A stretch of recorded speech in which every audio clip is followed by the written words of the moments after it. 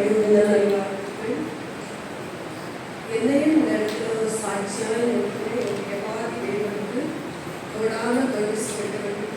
என்னுடைய வாழ்க்கையிலே பல பாடுகள், உண்மைகள், அவமானங்கள், வேதனைகள் மத்தியிலும் என் தேவனை என்னை அற்புதமாகவும் அதிசயமாகவும் எடுத்து நடத்தி வருகிற கிருபைக்காக தேவனுக்கு கோடான கோடி ஸ்தோத்திரம்.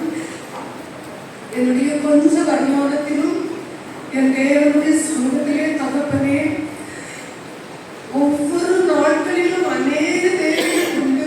தகப்பனின் தேவைகளை நான் சமாளிக்க போகிறேன் தகப்பனே என்று ஒவ்வொரு நாட்களும் நான் என் தேவனுடைய சமூகத்தில் கண்ணீர் வெடித்த நாட்கள் அநேகம்.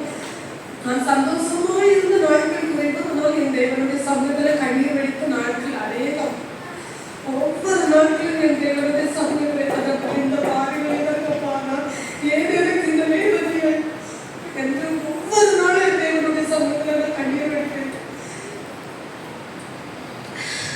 என் தேவன் என்னை ஒவ்வொரு நாட்களிலும் அதிசயமாகவும் அற்புதமாகவும் வழிநடத்தார். சில நேரங்களில் என்னிடத்தில் வேலை இருக்காது தகப்பன், இந்த வேலை இல்லாத நேரத்தில் நான் என்ன தகப்பனை செய்வேன். ஆனால் தேவன் என்னை ஞானமாய் வழிநடத்த கிருபை செய்தார். நான் யாரிடமும் சென்று அதிகமாய் நான் கடன் வாங்க மாட்டேன். என்னிடத்தில் இருக்கிறதான கொஞ்சம் வருமானத்தை கொண்டு தகப்பனை என்னை வழிநடத்த செய்தார். இந்த நாள் இந்த 2025 வரை என் தேவன் யாரிடத்தில் என்னை கடன் வாங்காதவாறு என்னை காத்து வழி நடத்தினார். இந்த 2025 வருடத்தை எனக்கு தேவன் ஆசீர்வாதமாய் தந்தார். அநேக நன்மைகளை என்னுடைய வாழ்க்கையை செய்தார்.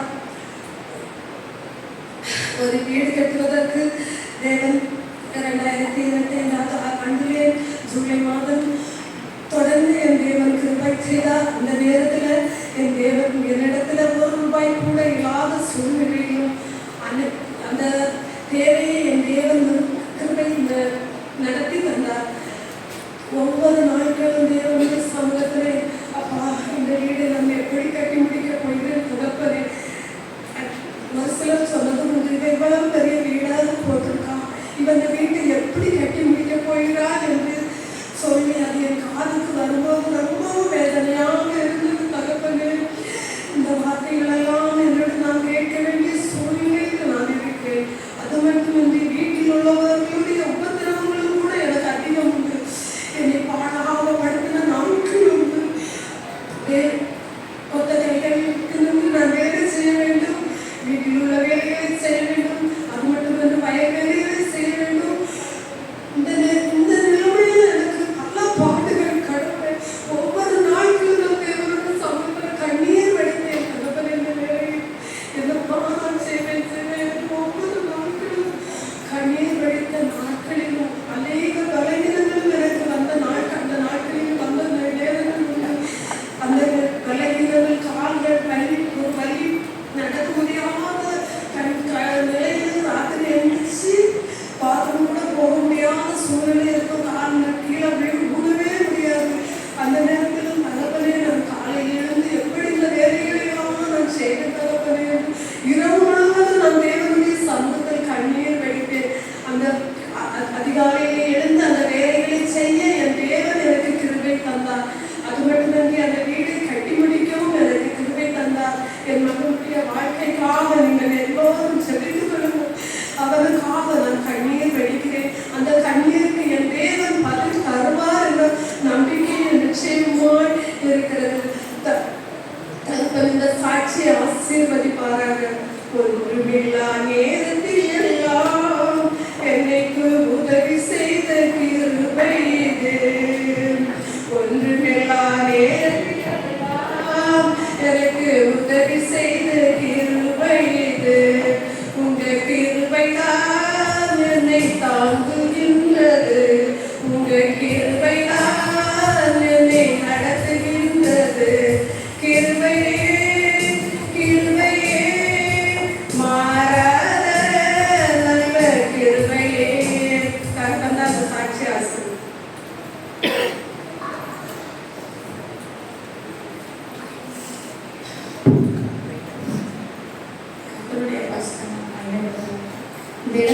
சாட்சியத்தின் தேவையை நான் சோதிக்கிறேன்.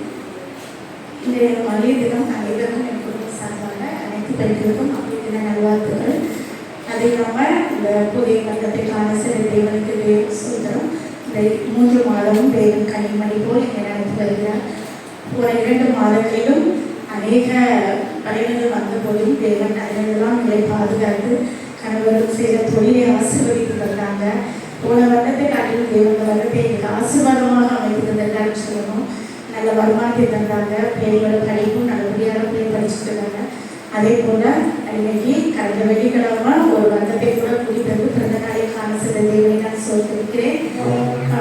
முக்கியமாக அந்த நாளில் நான் சாட்சி சொன்னதுக்கு தேவன் கிருபை செலுத்திற்கு விளங்கி அதே போல் போன செவ்வாய்க்கிழமை நான் ஹஸ்பண்ட்கிட்ட பேசிட்டு இருக்கும்போது அவங்க ரொம்ப நாளாட்டு அவங்க பீரோவில் பெரிய பையனோட ப்ரைஸ்லேட் வந்து அவங்க தான் வச்சுருந்தாங்க. நான் மற்றபடி எல்லாம் ஜூஸாக நான் என்கிட்ட இருந்தது. அந்த பொண்ணை நான் பார்த்துட்டு மறுபடியும் அந்த அவங்க பீரோலையே வச்சுட்டேன்.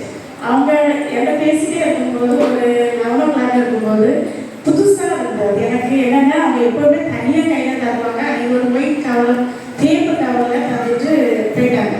அப்போ நானும் சரி அப்புறமா உள்ளே வைக்கலான்ட்டு அவங்களோட டேபிள்லேயே வச்சுட்டு உள்ளே வந்துட்டேன். நான் அதுக்கப்புறம் என்னோட வேலையை வீட்டு வேலையெல்லாம் செஞ்சுக்கிட்டு என் பாட்டுக்கு நான் அப்படியே உட்காந்துருந்தேன். ஈவினிங் எப்பவும் போல் வீடை க்ளீன் பண்ணிட்டு வேஸ்ட் பாக்ஸில் அவங்க வச்சுட்டு டேபிளில் எப்போவுமே நிறைய பேப்பர்ஸ் இருக்கும். வேஸ்ட் பேப்பர் அவ்வளோ தூக்கி மேலே போட்டுருப்பாங்க.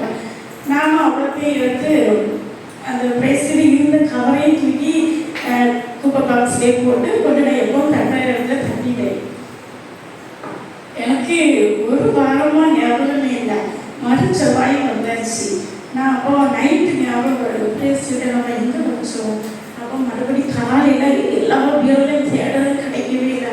ஐயோ ஆண்டவரே எங்கள் வச்சு தெரியல வெளில சொல்லவும் பயமாக இருக்குது. சொன்னால் திட்டுவாங்களேன்னு நான் அவங்கள கூப்பிட்டு ஹஸ்பண்டில் கூப்பிட்டு சொன்னேன். இப்படி பேசுறீங்க தம்பிங்க நான் பேசிட்டே அந்த இடத்துல வச்சா எங்கே போச்சு தெரியல.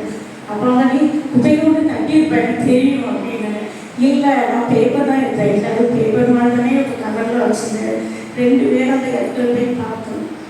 பார்த்துட்டு தேடணும் கிடைக்கிது. அப்போ சொன்னாங்க நீ ஒன்றும் அதெல்லாம் கிடையாது கிடையாது வீட்டுக்கு போகிறாங்க. நான் இருந்தாலும் மாசு கேட்காம பேப்பரை ஒவ்வொரு கம்பு குச்சா வச்சு கையிலே இருந்தேன்.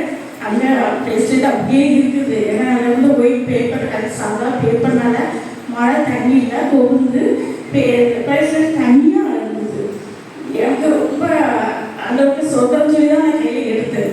ஏன்னா அந்த இடத்துல நான் எப்போவுமே 3 நாளைக்கு 2 நாளைக்கு கூட தீயை போட்டு கொடுத்து பழக்கம். ஆனால் அந்த கடைக்கு எனக்கு ஒரு வாரமாக தீ போடவே இல்லை. அந்த இடத்துல பிரேஸ்லெட் அப்படியே இருந்தது. நான் எடுத்து வந்தோடனே பக்கத்தில் இருக்க எல்லாத்தையும் சொல்லிட்டு நான் உடனே அந்த பிரேஸ்லெட்டை அந்த மண்ணோடி இருந்ததை எடுத்துட்டு கழுவிட்டு அந்தோடு நன்றி சொல்லி ப்ரே பண்ணிட்டு அந்த ஒரு காய்கறி எடுத்து வச்சேன். எனக்கு தேவன் எனக்கு வாங்கினா குறைஞ்சது 1 லட்சம் வேணும். ஆண்டவர் எந்த ஒரு அந்த நேரத்தில் நான் ஒருவேளை அந்த இடத்துல போய் தேடி பார்த்துட்டு வீடு திரும்பி வந்திருப்பேன். ஆனால் மறுபடியும் அந்த தேடுறதுக்கான ஒரு எண்ணம் வந்தது. ஆண்டவர் அந்த இடத்துல இருந்து மறுபடியும் தேட வச்சு கிடைக்க வச்ச தேவனுக்கு என் உள்ளத்தை ஆழ்ந்து நான் நன்றி சொல்றேன்.